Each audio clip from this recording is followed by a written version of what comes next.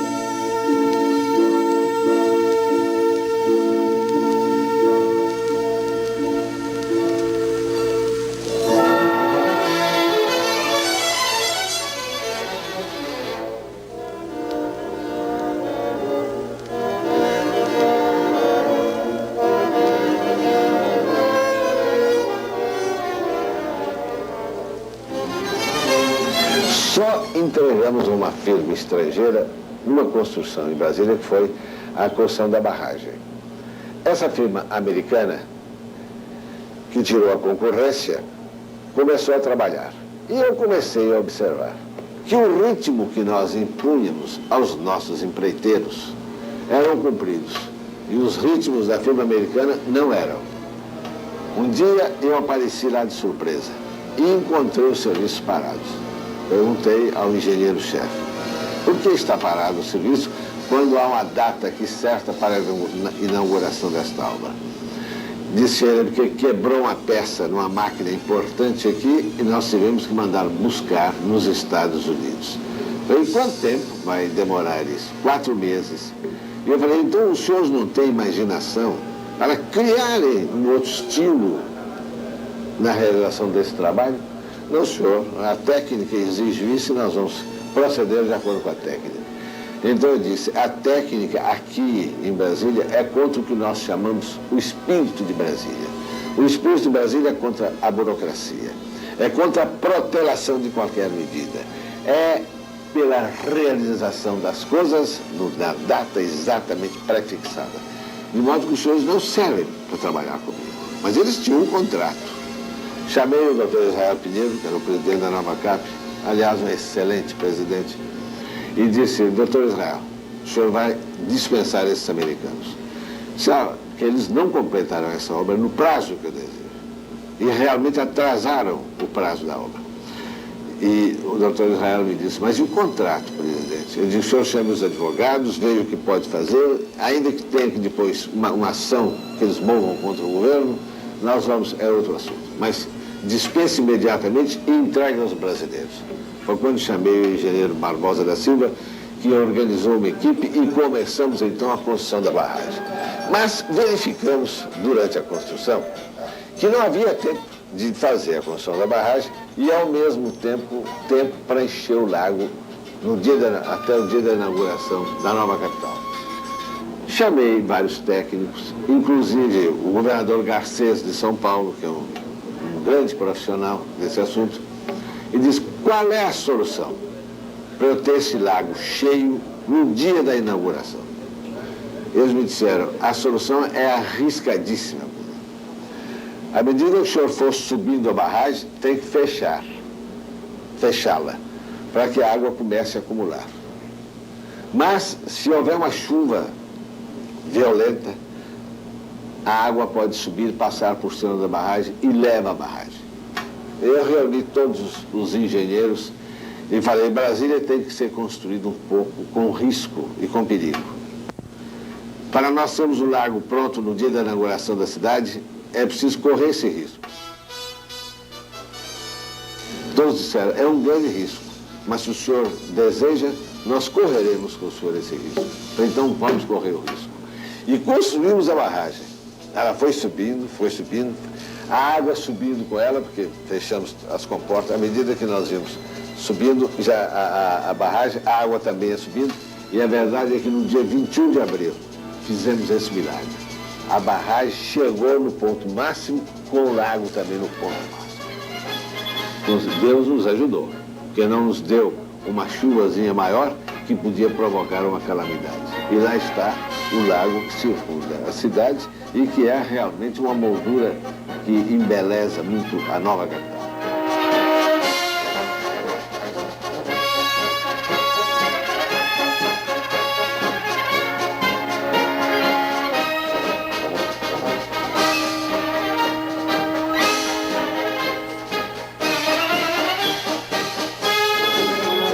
Caminhões conduzem operários para a Praça dos Três Poderes para a realização das comemorações do Dia do Trabalho, que pela primeira vez se realizam na futura capital do Brasil, numa afirmativa de fé nos destinos da pátria, manifestada pelos dirigentes e classes obreiras do país. Milhares de operários acorreram a chamada para comemorar o seu dia, o 1º de maio.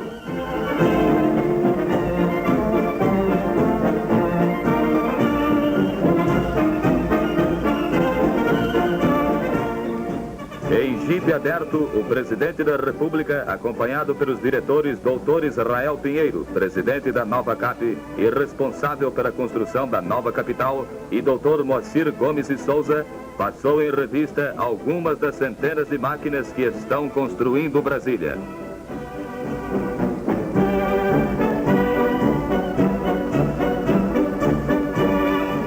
Sua Excelência chega ao edifício do Congresso Nacional para falar aos trabalhadores da futura capital e de todo o Brasil. Cerca de 30 mil trabalhadores se reuniram em frente ao Congresso para ouvir o presidente. A solenidade teve início com a palavra do operário José de Paula Costa, que saudou o presidente Kubitschek em nome dos trabalhadores. O doutor Iris Meinberg falou em nome da nova CAP, dos empregadores de Brasília e na qualidade de presidente da Confederação Rural Brasileira, saudando o presidente da República e os trabalhadores pelo 1º de maio. Dirigindo-se a todos os trabalhadores e a toda a nação, disse o presidente Juscelino Kubitschek: a presença do presidente da República no Planalto Central do Brasil, no 1º de maio, marca um pensamento novo, um sentido novo na vida nacional. Já estamos sentindo que soou a nossa hora. Não é mais possível limitar a existência desse país à faixa litorânea. O necessário é levantar todas as forças vivas do Brasil e encará-las num esforço constante e tenaz e conquistar para a produção e a riqueza futuras desta nação este imenso império até agora abandonado e deserto. Sei bem que as dificuldades, a luta, os esforços para atingir esse objetivo foram grandes e maiores ainda serão. Eu afirmava sempre que se os 3 primeiros anos de meu governo fossem de lutas e dificuldades, em compensação, os 2 últimos seriam ainda piores.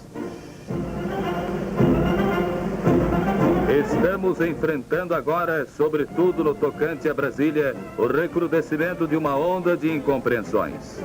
É evidente que inúmeros interesses se levantam para se oporem à marcha do Brasil para o interior. Mas pergunto, que forças ousariam hoje impedir que caminhemos para frente? Que forças ousariam hoje de tentar paralisar o Brasil neste momento, roubando o imenso trabalho já aqui realizado, que é fruto de centenas de milhares de brasileiros que aguardam a coroação desta grande obra e deste empreendimento? E estou certo que a nação inteira acompanha Brasília com os olhos de respeito, sabendo que aqui estamos plantando um marco decisivo para o nosso futuro. Não só o Brasil, mas todo mundo acompanha Brasília. Se há uma promoção que realmente emocionou a humanidade, foi este esforço que a nação faz neste instante para não construir apenas uma capital ou uma cidade, mas plantar novos caminhos e novos métodos na via de progresso e enriquecimento do Brasil. Estou certo, trabalhadores de Brasília, que o vosso esforço não será em vão. Ainda ontem recebíamos aqui um jovem líder americano que agora acaba de conquistar o poder em sua pátria. Nos arroubos de seu entusiasmo, proclamou ele que é uma felicidade ser jovem no Brasil, ter tempo de sentir e de viver esta nova fase da nossa história. Poder atravessar estas regiões, conquistar as florestas e os rios e transformar os imensos desertos em centros de civilização que tornarão cada vez mais poderosa esta grande pátria. Não temo a arremetida dos que querem hipocritamente anunciar que foi inoportuna a construção de Brasília e que é necessária a protelação de sua instalação. Não temo estas arremetidas, porque Brasília é uma realização que ninguém mais deterá. Há quase 2 séculos que a nação inteira vem olhando para as dificuldades que teríamos com a transferência da capital, nossa luta para a conquista total deste imenso país. Se outras nações deste continente, como os Estados Unidos, puderam há mais de 1 século romper de um oceano a outro, atravessando todo o país, povoando e construindo centros de civilização e se tornando uma nação poderosa, por que não poderá o Brasil realizar a mesma façanha, plantando a sua civilização, conquistando sua liberdade e sua independência? É o que estamos fazendo e não nos preocupemos com a voz dos medrosos, dos que não sentem a grandeza do Brasil. Não nos preocupemos porque eles ficarão para trás. Com a boa causa está o Brasil de hoje e o Brasil de amanhã. Queremos ser não uma nação de mão estendida para os países mais poderosos, mas uma nação orgulhosa de seu progresso, da sua força, ciente de que com sua própria energia pode-se construir a grandeza e a prosperidade. É este o nacionalismo que agora estamos vivendo e pregando. É um nacionalismo que tem 2 séculos de raízes, quando brasileiros mais videntes já sabiam que o Brasil jamais seria uma poderosa nação se não conseguisse conquistar todo o seu território. Não poderíamos ficar com a ponte de comando distante do campo de batalha. Estamos transferindo agora para o centro do país a trincheira da luta. Daqui prosseguiremos para a conquista e ela já se vem delineando. Ainda há poucos meses, em plena selva amazônica, tombava um companheiro nosso, heróico pioneiro da conquista desse ideal supremo da integração brasileira. Bernardo Sayão não limitou sua ação apenas à construção de Brasília. Foi além. E ferido por uma grande árvore da floresta que ele procurava dominar, aqui está hoje, repousando como primeiro habitante do Campo Santo desta cidade que ele abençoou com o seu esforço e o seu sacrifício. Mas estamos neste instante, de fato, vivendo uma hora heróica para o Brasil. Já não nos contentamos apenas em construir pequenas praças ajardinadas nas grandes cidades do litoral. Agora estamos enfrentando os grandes inimigos do Brasil, sobretudo à distância. estamos enfrentando as florestas e os rios caudalosos para dominá-los e pô-los a serviço da pátria.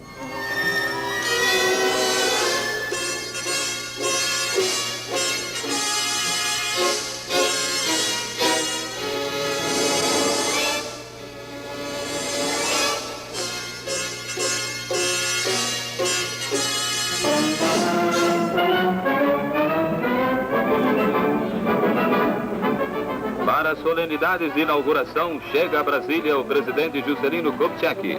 O Dr. Israel Pinheiro recebe Sua Excelência no Catetinho, onde se realizou a exposição dos primeiros automóveis JK. A primeira-dama do país quebra a garrafa de champanhe. A elegância sóbria e requintada dos novos carros desperta a admiração dos presentes.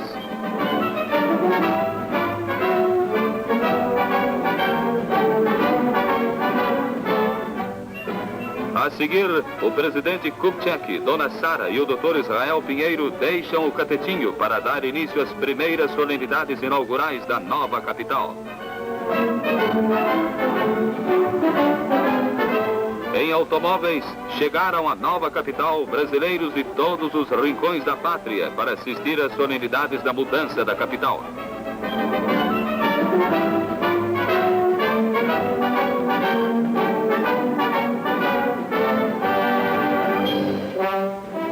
O autor e realizador da nova CAP chegam à Praça dos Três Poderes, onde o povo os esperava.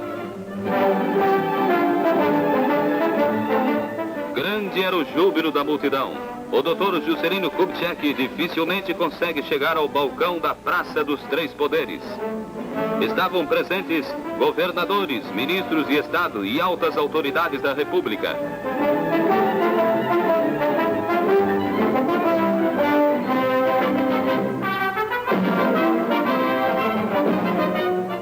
Acompanhados de suas esposas, o presidente Juscelino e o Dr. Israel Pinheiro e João Goulart dirigem-se à tribuna.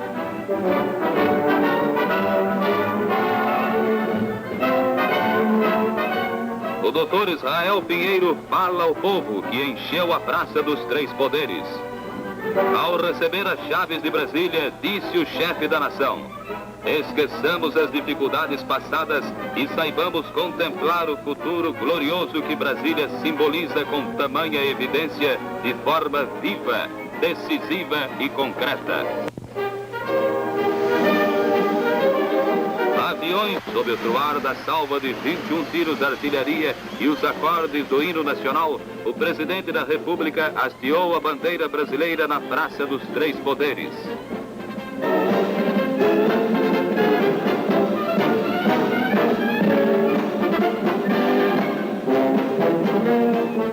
A bandeira que vai tremular nos céus de Brasília simbolizará um país que se tornou maior.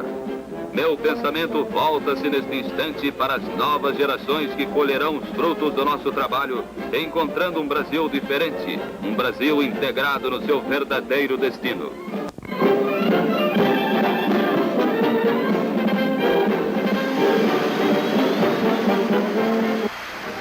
A seguir, chega o monumento comemorativo da instalação do governo federal na nova capital do país.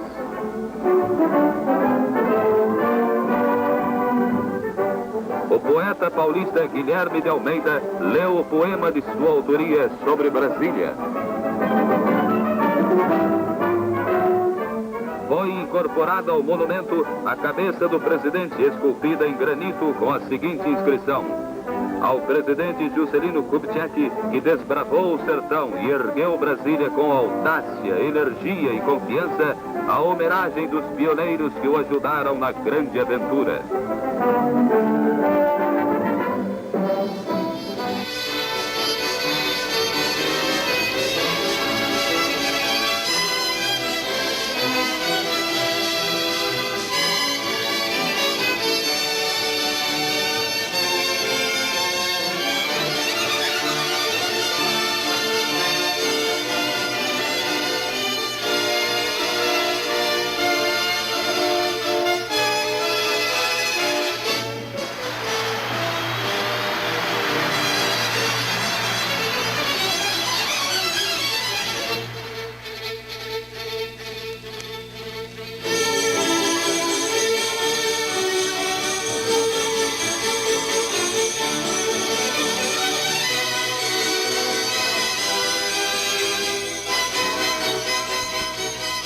Brasília iniciava sua vida social e política e nos idos de 1961, 62, a cidade, cravada naquele planalto de terra vermelha, enfrentava ainda as dificuldades de seu acabamento urbanístico, sua consolidação econômica e, principalmente, procurava suas raízes políticas, enfrentando batalhas veladas que ameaçavam sua soberania.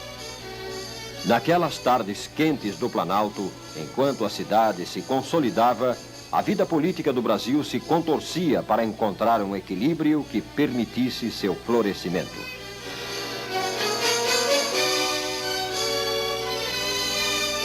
Muitos falavam nesses fatores negativos políticos que podiam influir com o isolamento do governo no Planalto Central, e eu sempre discordei desse ponto de vista, porque acho que as causas, as razões que levaram o país à posição política que ele hoje tem, foram todas geradas, não em Brasília, mas pelo contrário, foram geradas no Rio de Janeiro. De modo que não há razão nenhuma para se atribuir ao que se chama solidão de Brasília o que aconteceu. E depois, não há mais isso que se possa chamar de solidão. É uma cidade ligada desde o momento em que foi inaugurada a todos os centros do país por telefone, por micro-ondas. É uma cidade ligada por estradas de automóveis a todos os pontos do país. É uma cidade que tinha tudo, afinal, para facilitar o seu intercâmbio com os diversos pontos do Brasil. Não vejo, portanto, nada que pudesse justificar como isolamento os fatos políticos que sobrevieram depois da inauguração de Brasília.